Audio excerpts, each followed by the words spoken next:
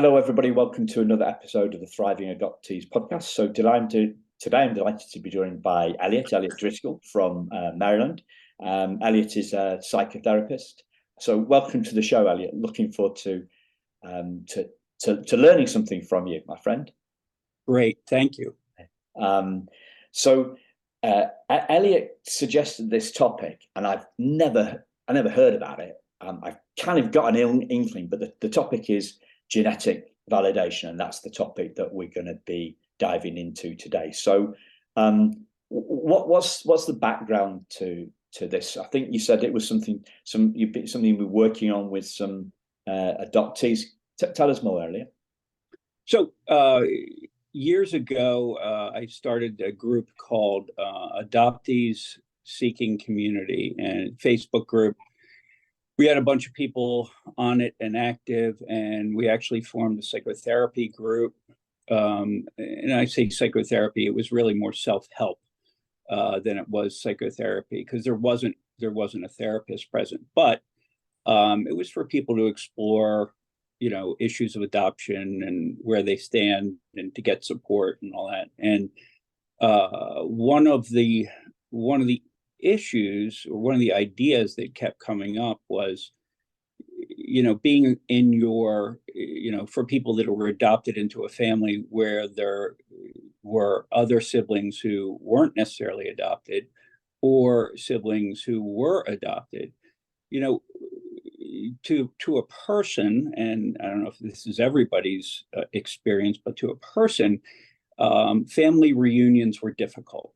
And I noticed that same effect myself, that, I very much like the people in my family, and, they're nice people and all that. But I was sort of wondering why people did family reunions. And my mother was big into it, and, lots of other families who do that. And, nice to see people, whatever. But it seemed like a very strong pull. And with that, I was thinking about, some of the research that's been done with adoptees who are twins, who are separated at birth, identical twins, I think mostly in Finland. I think that's right.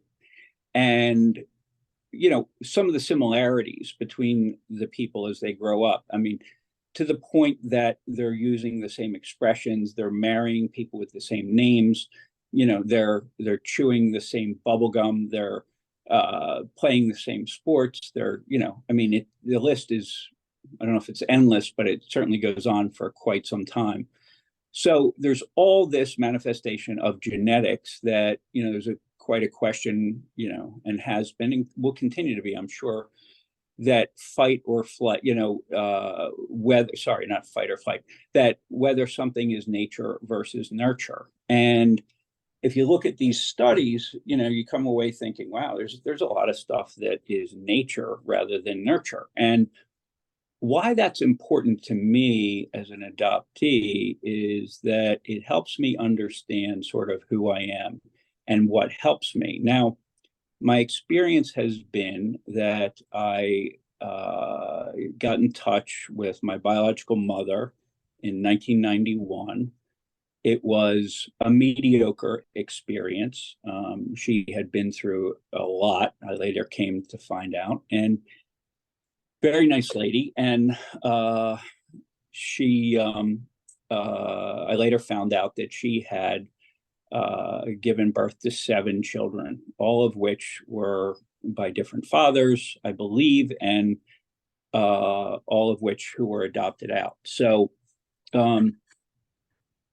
I ended up meeting, after she died in 2012, I ended up meeting some cousins and some other siblings, and,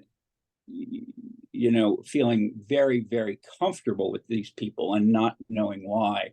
And people who aren't adopted would say, oh, that's because, or a therapist might say, that's because they can't throw you out. They can't get rid of you, which seems to be a fairly big issue in the community, right? And for good reason. And I thought, wow, that's interesting. That may be true, but I don't know if that becomes conscious that quickly. this was very obvious, and there was this feeling of comfort, and there was a gathering, and all the people were there, and I was very interested in what they were doing and how they were acting. I just remember, they say you don't remember details as much as you remember feelings, right? When an event is non-traumatic. So fast forward, we're having this group, and I'm talking to these other adoptees, and the idea came up that when I am around people who are genetically like me, they act like I do, they look like I do, they move like I do, they talk like I do, they sit like I do, and throw in a verb, and that's what happens. And if you look at 23andMe and you see somebody, I think who's a cousin, and I'm going to get this wrong, but shares like 12% of your DNA, and somebody who's a brother maybe shares 25 or 50, I forget which, but it's a lot of DNA, and there are a lot of markers, and epigenetics, where DNA is turned on, it seems to be the thing that sort of binds all of this together. So being around people, so here's the theory, right? When you're around people who are genetically like you feel more comfortable, you feel validated, you feel like you are important, and you feel like there are other people who do it who have the same set of sort of values, or not values, I guess values of DNA, but the same markers, and they're doing it, so you can do it. So it sort of makes you feel safe and comfortable and part of, rather than not part of. And so this is sort of an Occam's razor kind of thing. Occam's razor states that the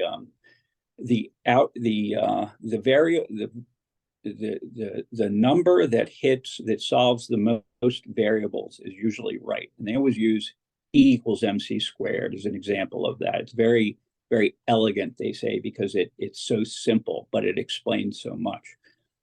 So this whole idea of genetic validation explains a lot. It explains, why as an adolescent that I felt so confused, right? I didn't have people around whose genes were expressing themselves like mine were. I didn't have people, and I see this with my kids, I see them doing certain things, and I'm like, oh yeah, I totally understand that. That doesn't make me feel nervous that you're doing that, because that's how it went with me. And I felt that way. Instead, I had people around me who were like, oh my God, what's he doing now? And why would you do that? And, that sort of thing, predicting sort of bad outcomes, maybe, or at least confused by my behavior instead of even proud of my behavior, right? So this whole idea is that, look, when I'm around people who are genetically similar to me, I feel better, right? I feel more whole, I feel more complete.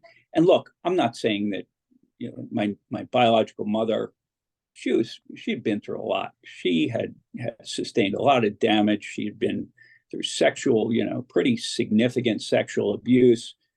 She had some mental health stuff. She was in recovery from addiction. I mean, she had a lot of stuff. And when I showed up, when sort of some of my brothers and sisters showed up, she was very, very neat. She really wanted to see us as,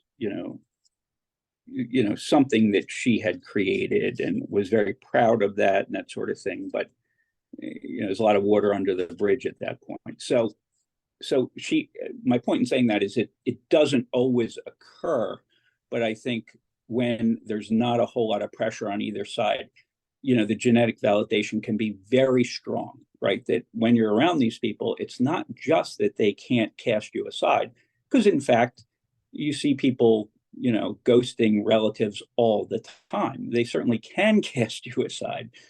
However, it's the comfort of being around people who move and talk and walk and think and, have sex and, go skeet shooting and do all these things like I do, like I would do it. And it feels really safe and good.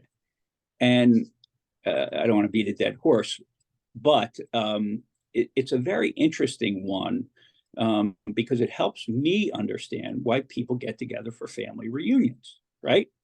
And I see them. I actually have this picture in my mind right now of all my cousins standing around in this big group chatting with one another as if life depended upon it almost, right? And here they are, they're, oh, how did you do this? And how did you, oh, and you'd almost see them going, oh yeah, I can see how you would do that. And, you're using this and that and the other thing. And it's really very interesting. I never felt, and it has nothing to do with them and who they are as people. I just never felt included in that. And I never knew why. And I came to realize that it wasn't them and it wasn't me. It was something in between us that just didn't work. And it's interesting. I was at this big family reunion a couple weeks ago. It was Memorial Day. And none of the adopted kids were there. And there are there's six. I'm wrong. There was me and one other person. And she looked like, a cat on a hot tin roof. She looked extremely uncomfortable. She's introverted, a delightful young lady, but she didn't look like she wanted to be there. I go to that every 5 or 7 years because I want to see him, but I don't particularly get a lot of juice out of it. Simon, does that make sense? It does, yeah. And I'm thinking about the fact that this is, I was talking to somebody yesterday about kind of pre-verbal stuff. Absolutely. And I'm also thinking about, stuff that I heard in business training about communication and mirroring and NLP. Sure. And how we build, we actually, here's one for you. I don't know if you've heard this, right? We unconsciously mirror one another. So that's why if one person yawns, the other person starts yawning, because contagious. It's contagious. It's built in within us, and it obviously we're looking at the level of behavior there, and a trivial point, but it indicates a very deep-rooted thing that if we are, if the more similar we are in whether similarity is built in, because the survival of the species is all about groups. Sure. The guy, the lone wolf, if it was a human being, a loner, got picked off by the saber-toothed tiger. This is they didn't make it. They didn't make it, and our old brains don't know that stuff. The mammalian, is it the reptilian brain, the one at the back? Sure, the brainstem, yeah. Brainstem, yeah. Doesn't know that stuff. And so this is non-verbal. Never mind pre or post-verbal. This is non-verbal stuff. Because it's physical. It's physical stuff.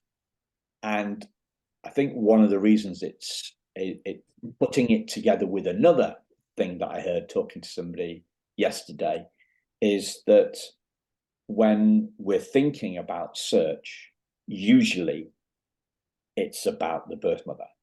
It may be about the birth mother and the birth father, biological father. For me, it was always far more about the birth mother, because that bond is, you think, well, that bond's got to be bigger. Just sure. The guy, right? The way they're not.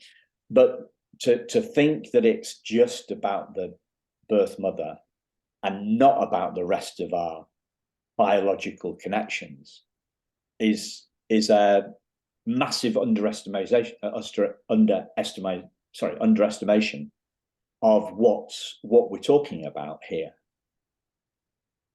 No, I agree. And, I would imagine it happens on both sides.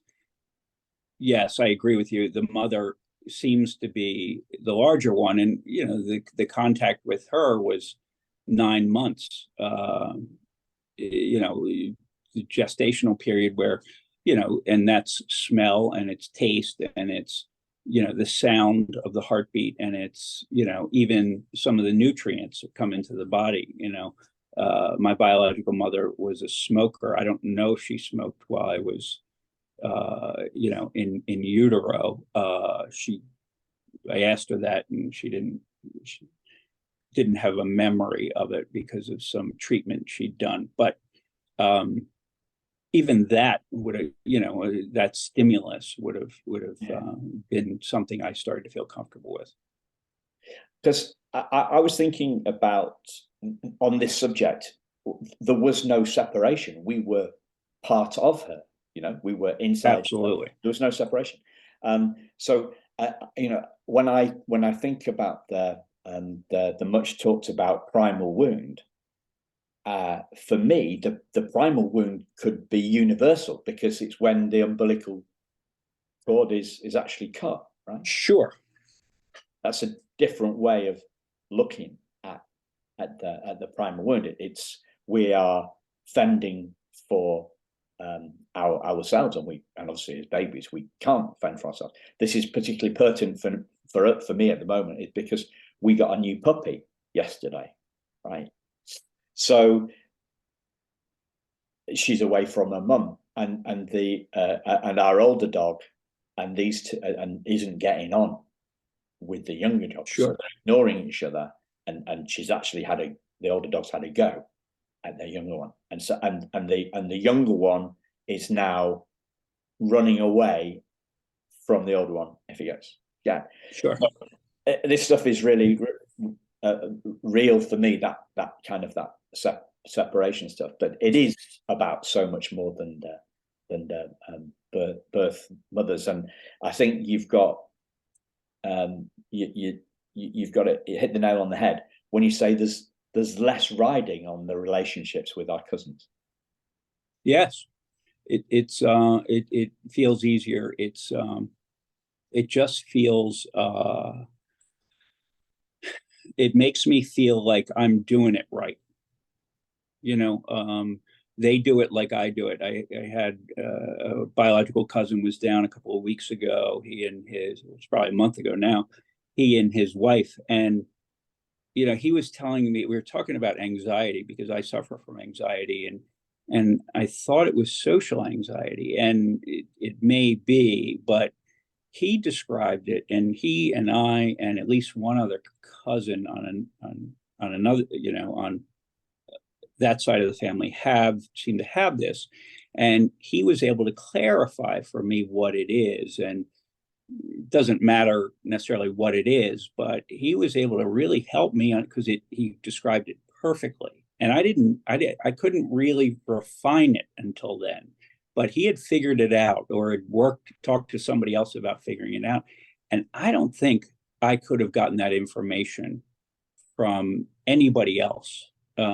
Because number one, they may not have described what I was going through, and number two, I may not have believed that what they were describing was what I was going through. But he hit the nail right on the head. So, those sorts of things are super helpful in just leading one's life. And I see my mother's family. My mother comes from a big family, and like I said, really, really nice people. And I can see the similarities in how they look and how they act and how they talk. And it's really, is it amazing? Well, it's amazing because I really haven't seen that play out in my own genetics. I haven't seen that large a group of people be acting and talking and walking. And there are differences, but it really has to feel good to those people to be in that group. Yeah.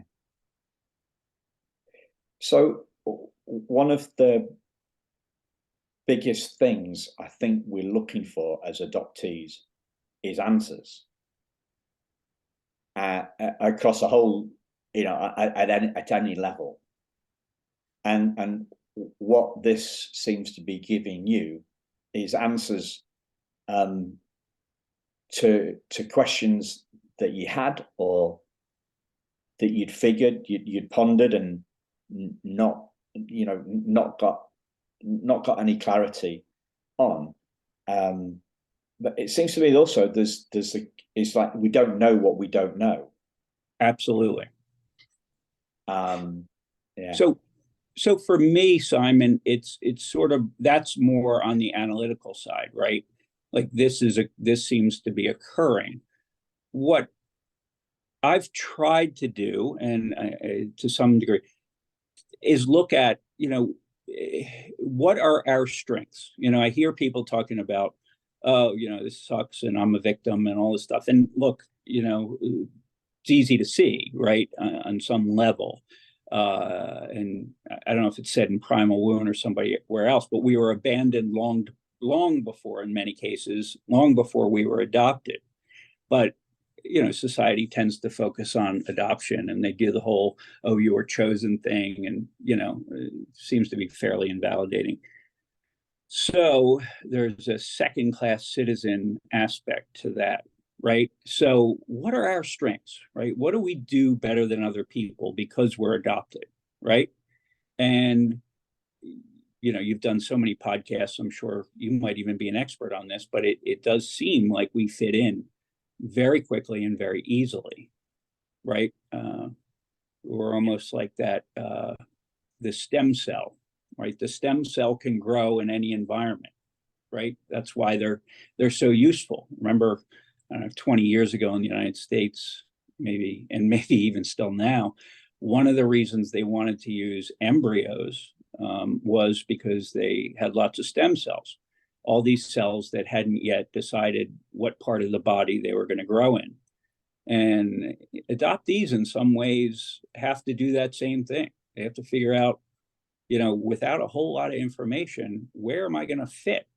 And how am I going to grow? And how am I going to help people? And how am I going to be a part of this society, community, family, these sorts of things? So I think that is definitely one of our strengths, is that because we don't have the constraint, and now we see it as a negative, or maybe not as much of a positive, we see that we can fit into a lot of different situations. We're very good at making do, right?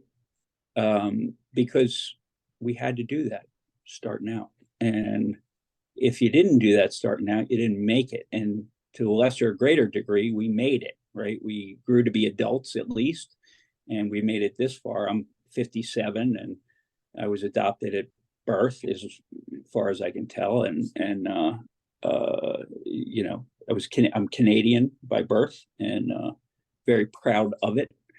And so it's an interesting one, this ability to adapt. And I have a tremendous respect for anybody who's adopted, who's gone through it, because it's a very, very difficult process. It's like going on a journey without a roadmap. It's not so easy. But when we go on a journey and we don't have a roadmap and we still make it to a destination, you got to have a lot more pride in that than if you did have a roadmap. Yeah. So how was life for you growing up? It was good. My older brother, 10 months older, is adopted, different family. My younger sister, 4 years younger, is adopted, and she's on the spectrum, autism spectrum disorder, and suffers from depression. And my older brother has ADD, as do I, and he also has he's also in recovery from alcoholism, as I am. He's done well. He's a counselor. He works very, very hard. Family of four, and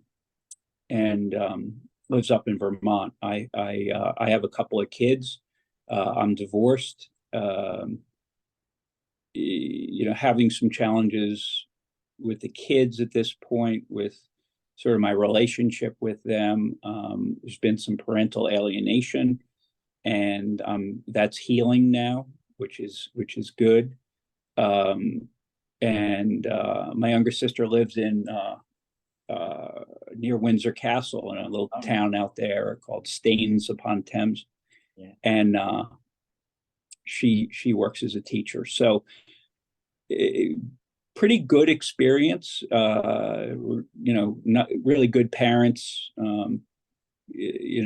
lovely, well-educated people, and, challenges like any family. And, but we don't, myself and my brother and sister, today's my brother's 58th birthday, and we only connect on birthdays and holiday, like major holidays. We really, I haven't seen him in years, and he's a good man, and I hope he holds me in good esteem as well. But we just don't have much of a relationship, which is okay with me. It's sort of okay with me to some degree. One of the things that comes to mind as I pulled together two threads of the discussion so far is the strength of adoptees, and the resilience that has been you've proven your resilience by bouncing back from in recovery, and you talked about your brother as well, and so one of the things that comes to mind in terms of a strength is that we've done that. We've bounced back. Sure. And one of the things that I hear very little of, and yet I'm fascinated by, is this idea of post-traumatic growth. So we hear oodles about post-traumatic stress disorder, right? And there are quite a lot of, there's one particularly famous video that is always cited by, the Paul Sunderland one, and I just thought, I've heard a lot of people talking about PTSD, and I've heard one person in particular that's looked at it, and he posed a question, which is like, how many people get PTSD from going through traumatic stress environments, right? And the numbers seem to be, depending on whose study you look at, is somewhere between 10 and 20%, right? That means that 80 to 90% of people don't have it, but we have this society that doesn't focus. Good news doesn't sell newspapers. Sure. It doesn't sell. It doesn't. Yeah, I'm posting a lot of puppy pictures at the moment on Facebook, but it works. But what Facebook have realized is that the biggest spreader of something on Facebook is anger, right? Oh, interesting. So journalists are trying to use that in their newspapers. Online journalists are trying to do that. So they go for something that is generally divisive. So half of the readers are really going to agree with it, and half of the readers are really going to be violently against it, and it's going to create a lot of drama, right? Sure. So have you heard of this thing, post-traumatic growth? I do work with people who have post-traumatic stress. I assume post-traumatic growth is what happens when someone has been through a trauma and they sort of rise from the trauma and they grow over it. They learn from it and they keep going. Yeah, it is. So my own, I say this quite a lot, and nobody really pulls me apart on it, but maybe someday somebody will. Maybe you will, but I know you've got a hard stop. So business has been a chronic stressor in my life, right? Sure. So that means a long time, a lot of emotional stuff, sleepless nights, worry, Sure. without any real danger, right? So worry about losing £100,000 a year, right, in my business, but having £150,000 in the bank. Do you know what I mean? Like it wasn't. So it's a chronic stressor for years and years. Sure. Adoption has been far more acute and far more subconscious, if it's been subconscious, and who knows if it's been subconscious or not, because that's the point of it, isn't it? It is subconscious. So when I read The Primal Wound, I didn't actually believe I was wounded until I read The Primal Wound. I didn't have that conscious construct. I didn't have that conscious construct, right? I didn't believe, and it took me down. So if my life if my life was going on pretty good, actually, at that point, I sold out of my business, I had a lot of freedom with my time, so my life was probably a 8.5 out of 10. And then reading The Primal Wound took me down, right? So it took me down to, say, a 7 out of 10. And then when I realized the stuff that I did and the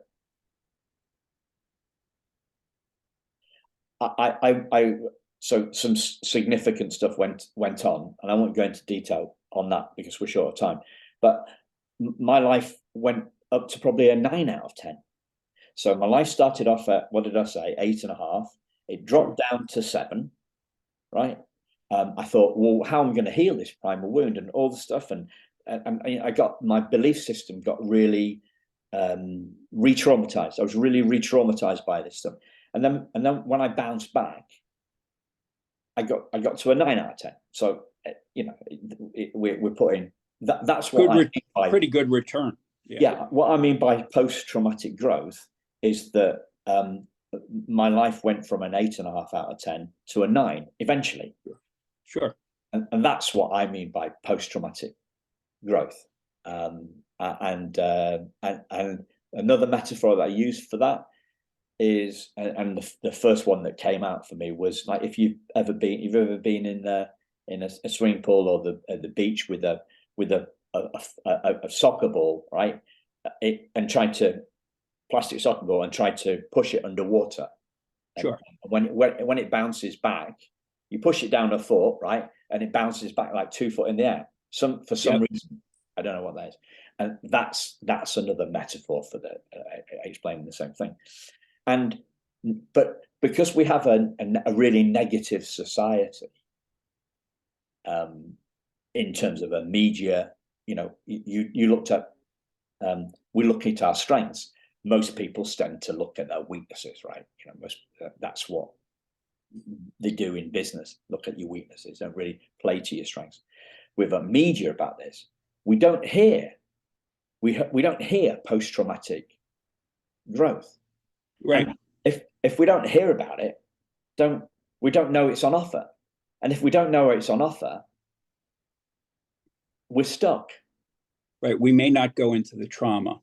We may not, you talked about being re-traumatized because after you read Primal Wound, maybe I would think about that. For me, I would think about that as, look, anytime you go and do any kind of work, if I'm feeling flabby and I want to, go work out and I start lifting weights, I thought it was hard to move around a week ago. Well, try moving around after you've been, exercising these muscle groups with weights, right? So you really take you jump back and at least to a 7, maybe to a 6, and then, but eventually it gets you going. I do think that the effort we put into gaining insight and to making this stuff conscious, because the early, I guess they say the early childhood trauma is a challenge because you can't put words around it, right? You don't as a kid. And so it's going back and trying to figure out what was going on. And there's 2 things about that, if I can remember them. One is that, one of the ways people avoid trauma and we know this, is they talk about something that happened right away, as quickly as possible after it occurred, right? So in my business, we do what's called critical incident stress management, right? So in the past, if there's been a suicide or somebody at a company or somewhere else, a team will go in and will talk to people about the last time they saw the person. Do they feel guilty? Did they think they could have done something? These are the friends who are around the person, let's say, who committed suicide. And that is a mitigating factor for PTSD. I treated people who were around some pretty awful things. And when they didn't get a chance to talk about it, what happened was they ended up with PTSD. So the ability to relate to other people and make sense of it, because the trauma comes when you can't make sense of it. And that's where the pre-verbal stuff can be a challenge, right? There's this whole idea of recreating ideas. What I do want to say is, I don't know if Steve Jobs is a paragon of adoption. Just because he had a lot of money doesn't mean he was successful, right? But he did have some ability, right? He was able to follow his own gut, it seems like, and our ability to be authentic does seem to be an indicator of success, right? So to the extent that he was authentic, that's great. I hear he wasn't such a great parent, and that would be a check against him, I would say. But let's just say he was pretty smart and he had overcome a lot. Well, how did he do it? One of the things that he really got into, and I don't want to put him on a pedestal because, we're all the same on some level. And he did a lot of primal scream therapy. Now, it's my understanding that primal scream therapy isn't really done that much anymore. And that's because, like you said, some things are contagious. And like yawning, right, is contagious, so is screaming. And they found out a lot of the therapists that were sort of guiding these things were having heart attacks because they weren't screaming amongst this group of people who were screaming. And so they were building up a tremendous amount of stress. And they noticed that the amount of heart attacks these people were having were greater than the people around them. So I don't know where you can do that again, but it kind of sounds like a little bit, what do you do when you wake up after being in a warm environment for 9 months and somebody hits you on the ass? Well, you're going to scream, right? So, that's everybody's first experience in the world, not just adoptees. But certainly when, our mother walks away from us for the last time and we no longer see her and we're inconsolable for days and days at a time, which is, reported to happen, that's something that can be looked at in terms of our ability to go back there, I would guess. So it's a really interesting thing, that pre-verbal trauma. It's really challenging, the way to address it best. And I think if we can address that, we can really get through a lot. You talk about just a terrifying event to have your mother walk away from you where you're basically helpless, right? And then in some cases, it was also a foster family. So you can spend your whole life thinking that everybody's just going to walk out on you and being, absolutely paranoid about that, right? Yeah. First off, do you know there's a Scottish band called Primal Scream? Did you know? Oh, are there? Yeah. Are they adopted? No, I don't think so. Not to my knowledge. Oh, Primal Scream. Yeah. Sorry, Yeah. I thought you said Primal Wound. Yeah. Oh, that's cool. And it's a really good band. They're a really good band. Excellent. And, so check them out on. They've got a great song called "Moving On Up," which it's like it's a consciousness thing. So for me, it's like when I talk about the 8.5 to 7 to 9, the ladder of consciousness. Have you come across David? I name check this guy quite a lot. He's not with us anymore, but there's a guy called David Hawkins. Oh, I know David Hawkins. Yeah. Yeah. scale of human consciousness. Okay. And it's it goes from 0 to 1,000, and 0 is dead. Okay. And 20 is shame. And this is a logarithmic scale, right? So unconditional love is 500 or something. I don't know. I can't remember exactly. But it's a logarithmic scale. So the difference between 0 and 1,000 is really, really big. I can't express that. It's like it's more like a scale of 0 to a billion. I think it's sure. Definitely 0 and 1,000 isn't that big, but the 0 from 0. And shame is 20. Shame is 20, and very low. Very low, and people don't know that. People, like, if you, like me and my wife haven't got any kids, right? But people don't know that, and parents don't know that, right? And so they do time out, don't they? They put, send somebody off to their room, they reject solitary confinement, right? It's solitary confinement, or put them on the naughty step. And I think about what schools used to do, like putting the dung seat on people. Shame is really, I think its toxicity is very underestimated I can't agree more. Yeah. And just knowing that scale of consciousness, that's why I name check it all the time. So the book's called Power versus Force. It's his David Hawkins seminal work. That's good. Yeah, and but the other thing that the other thing that I wanted to share was I was talking to this yesterday with a guest that's coming on the show, in probably doing that tomorrow. We were talking about she said something. Let me just check who it was, because I want to name check her, and then I'll remember. So yeah, this was a therapist called Julie Lopez, is also an adoptee, and something that she said hit me straight between the eyes, as in, you talked about gaining insights. She talked about pre-verbal trauma, and then a minute later she used the word talk therapy, right? And isn't there the huge irony there, right? Pre-verbal, right? We haven't got words for it. It's images. It's images. It's feelings. It's subconscious thoughts. It's feelings, right?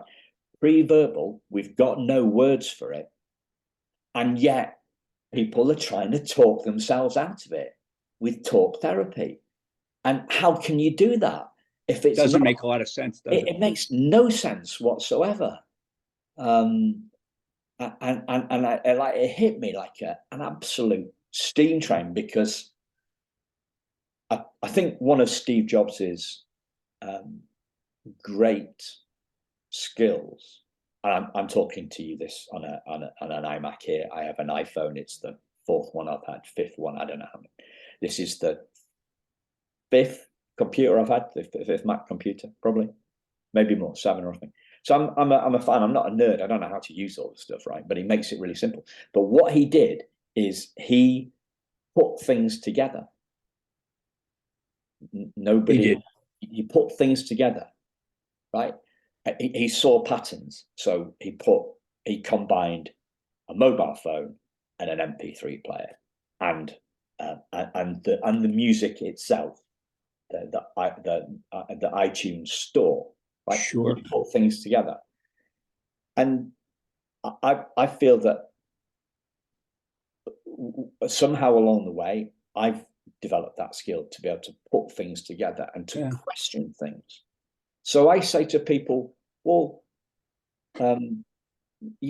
so I put that, and this little example I had, pre-verbal trauma and talk therapy and the clash, and it's just like, this is bonkers, right? And I have he also had an ability to question stuff, and like, So I say to people like, well, what's wounded? And they go on off on one. No, what's wounded? And people never come in. And I think I've done so much time contemplating this, cogitating on this, trying to figure it out. And that's my publishing background, right? I was in publishing for so many years. So, I try to, what's wounded? And nobody can give me a straight answer to that. And no one's like, maybe they're just not worried about it, or meditating on it enough. I don't know, but so I'll go on then. So I'm feeling a bit like I'm being a bit immodest here, which is not what British people do. But what do you think is, if I was to put you on the spot, what do you think is wounded by the primal? I think it's a scar. It's a scar that continues to hinder us. Right. That's what I think wounded is. It's, we get hurt. We get hurt. We get hurt. Right. So there's a scar, and it continues to hinder us. It continues to affect us. Right. That's what wounded is versus somebody who is healed. Okay. Right. Because. Can I butt in? That's a description. Oh, sure. That's a description of what wounded is, but what is wounded? Oh, I see. So you're saying what has actually been wounded, right? So our sense of security, our sense of self. Okay. Yes. Those things. Identity is a big one, right? Yeah. So that I'm so delighted that you came up with that, because that's bigger. Those are bigger than mine, right? Those are bigger than mine. And when I've asked anybody else this question, and I've asked quite a few, nobody's got anywhere close. And you've actually gone beyond me. So I'm now feeling few. Do you know what I mean? Few. Oh. Because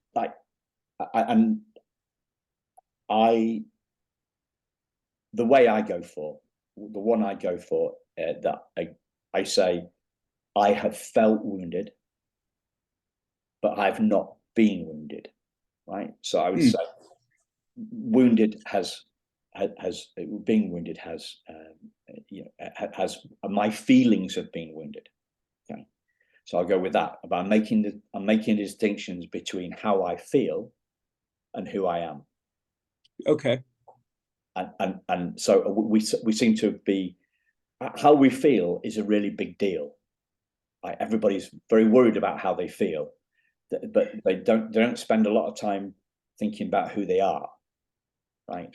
And we spend a lot of time thinking we spend a lot of time thinking about how we feel. I would argue that how we feel is who we are. Oh, right. Oh. Because it's what comes in, right? It's what stimulates us from all of our senses, right? And you match that up with our values. What do you value? So that ends up being how you feel. And our values are really define who we are, right? What's important to me, right? What's important to me is not important to you. What's important to you is not important to the next guy. And, there are a lot of things one can value. So any stimulus can hit those values. And for me, right, part of the primal wound is I may value safety and security more than others. Okay. Right. So that may be a part of me. Seems like. And that is a commonly held view. And I think I've probably thought that way in the past. The other one that the other way I answer it is the sense of self one.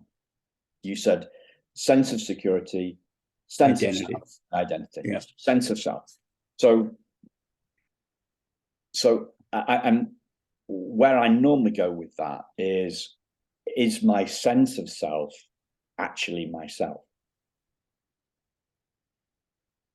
It's like our sense of self.